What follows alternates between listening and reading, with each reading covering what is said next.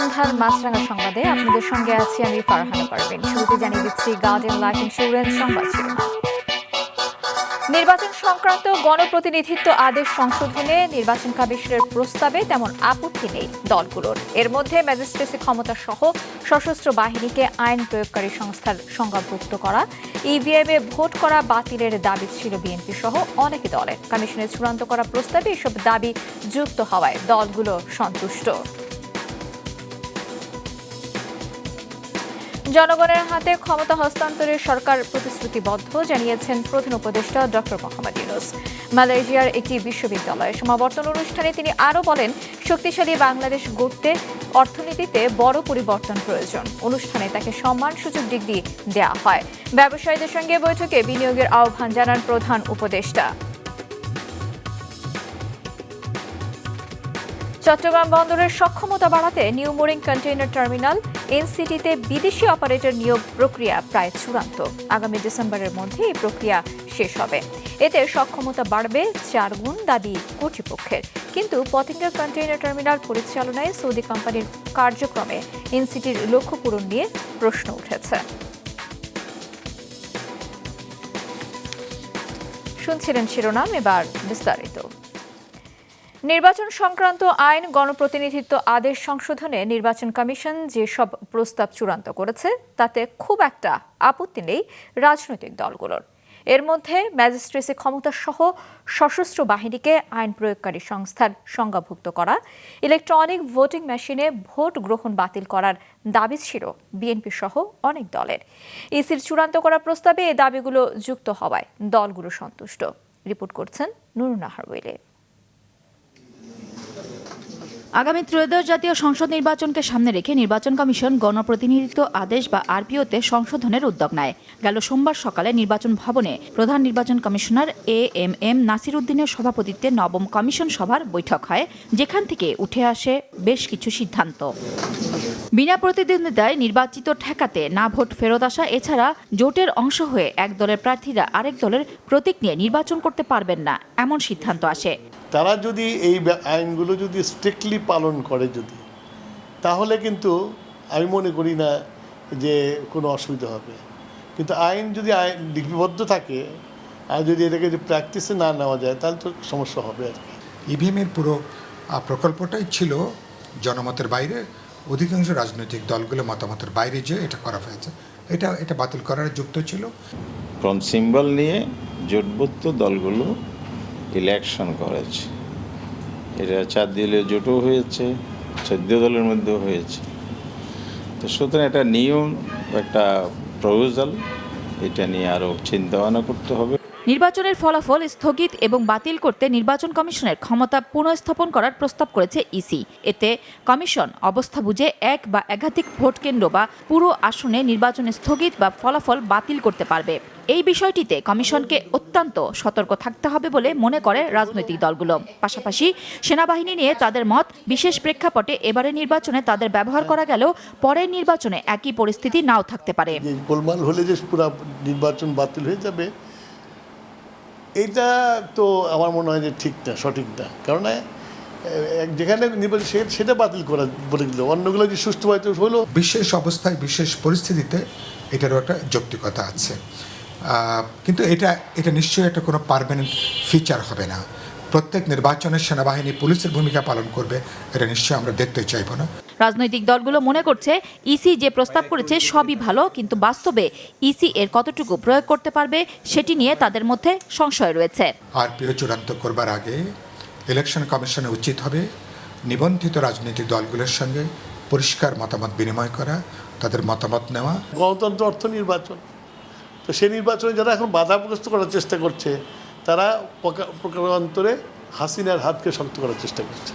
যদি সাহস থাকে, ফেয়ার ইলেকশনের জন্য আসতে হবে এবং লিগ্যাল ফ্রেমের আন্ডারে হলে আবার নতুন যে আইন পদ্ধতি ভিত্তিতে যদি national commitment and legal position থেকে যদি ইলেকশনটা হয় তাহলে ফেয়ার ইলেকশন হতে পারে। তবে নির্বাচন কমিশন নির্বাচন নিয়ে তোড়জোড় শুরু করলেও বেশ কিছু দল এখনও নির্বাচনের দিকে না তাকিয়ে সংস্কার ও বিচারের প্রতি জোর দিচ্ছে।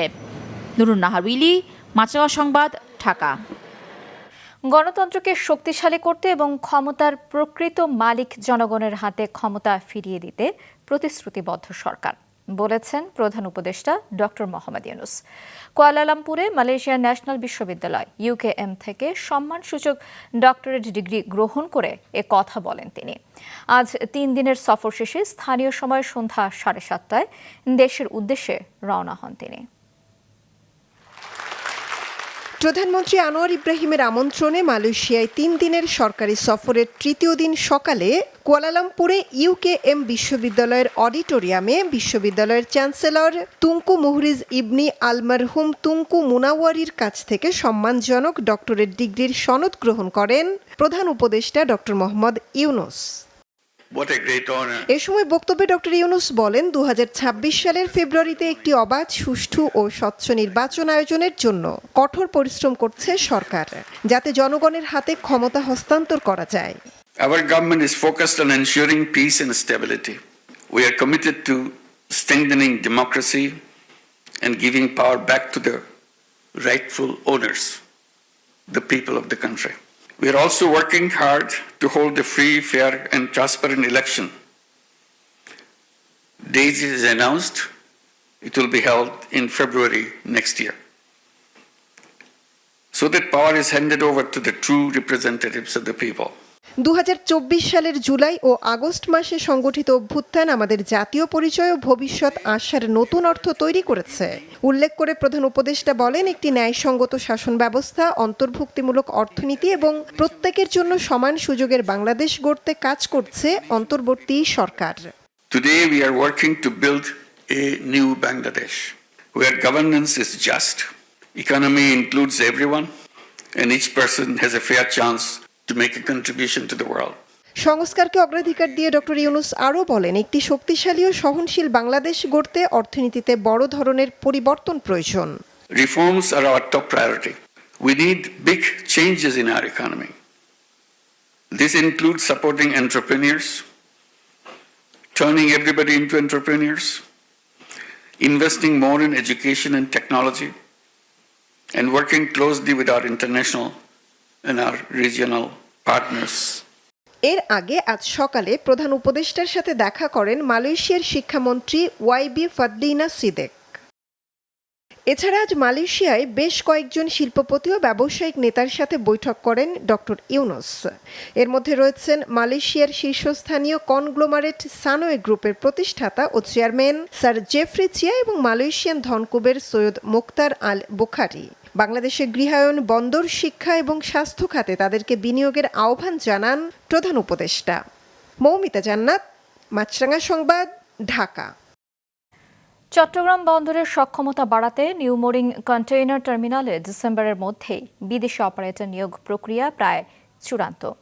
বিদেশি অপারেটর নিয়োগ করা হলে 2030 সালের মধ্যে চট্টগ্রাম বন্দরের ক্যাপাসিটি 4 গুণের বেশি বাড়বে প্রত্যাশা সংশ্লিষ্টদের। কিন্তু পতেঙ্গা কন্টেইনার টার্মিনাল পরিচালনায় সৌদি কোম্পানির কার্যক্রমে সাফল্য অর্জন নিয়ে জাগছে প্রশ্ন এবং সন্দেহ। চট্টগ্রাম থেকে নাজমুল সাদিকের রিপোর্ট, ক্যামেরায় ছিলেন Rabiul Tipu. New mooring container terminal NCT পরিচালনায় বিদেশি অপারেটর নিয়োগকে অন্যতম প্রধান চ্যালেঞ্জ হিসেবে নিয়েছে সরকার। যুক্তি, চট্টগ্রাম বন্দরের সক্ষমতা বাড়াতে হবে। এই জন্য চলতি বছরের মধ্যেই হবে বিদেশি অপারেটর নিয়োগ।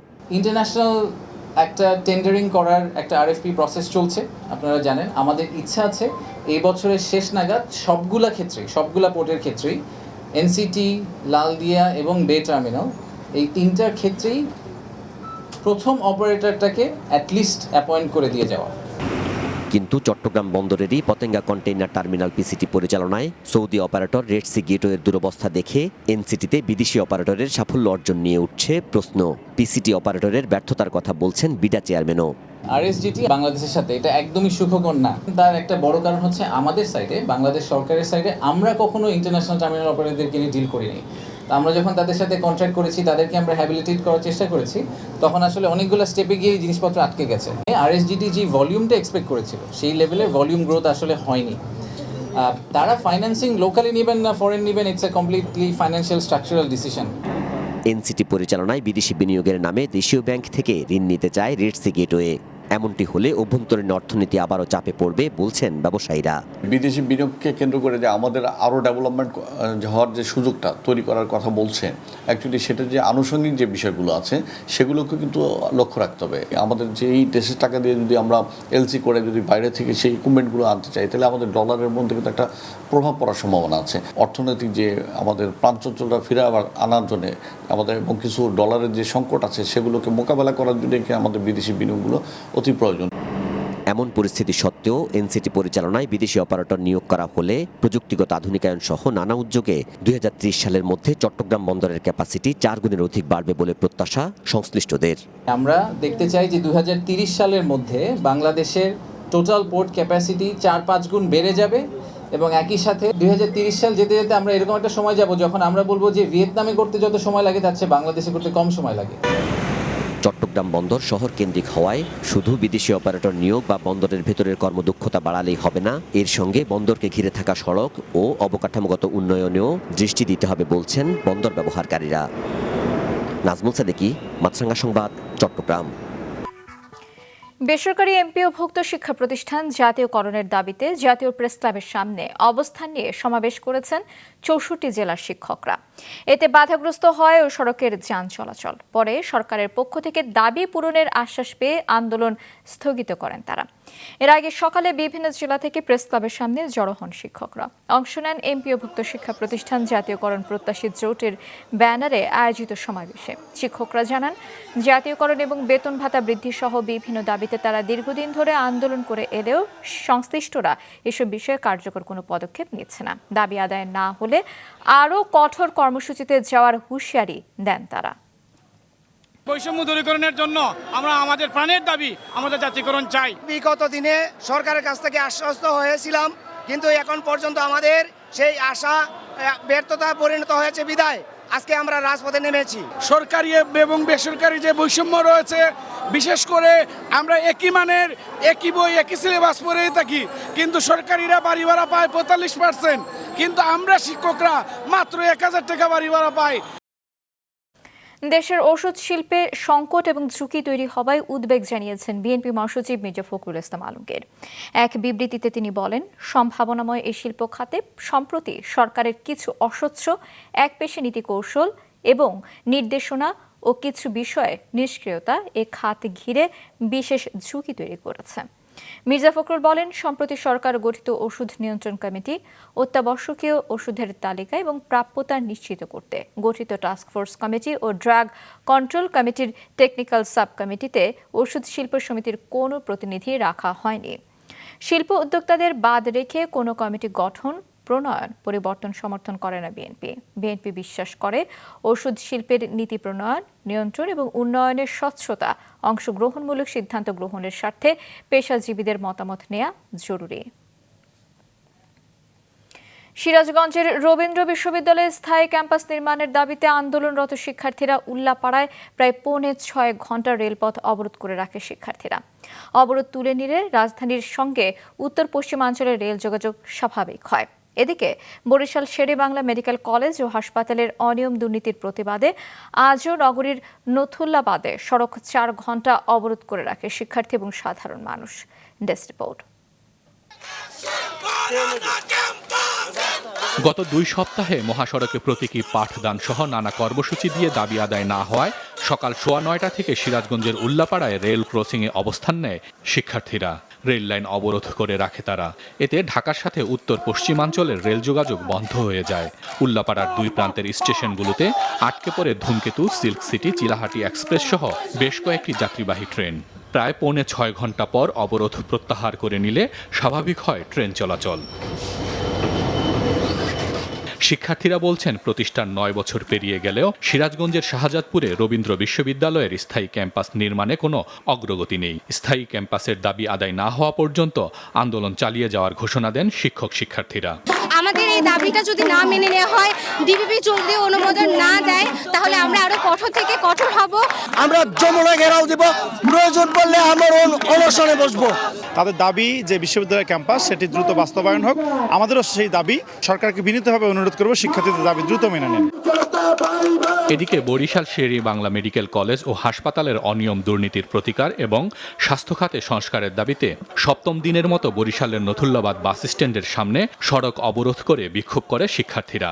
প্রায় 12:15 থেকে 4 ঘন্টা বরিশালের সাথে বন্ধ থাকে সারা দেশের সড়ক যোগাযোগ। তারা আমাদের কোনো দাবিও মানে নাই, কিন্তু আমাদের যে দালাল তাদের সিন্ডিকেটও ভাঙে নাই, কিছু করে নাই। আমার ভাই অনশন করতেছে 45 ঘন্টা ধরে, সে মহাপরিচালককে নাকি আমাদেরকে মজা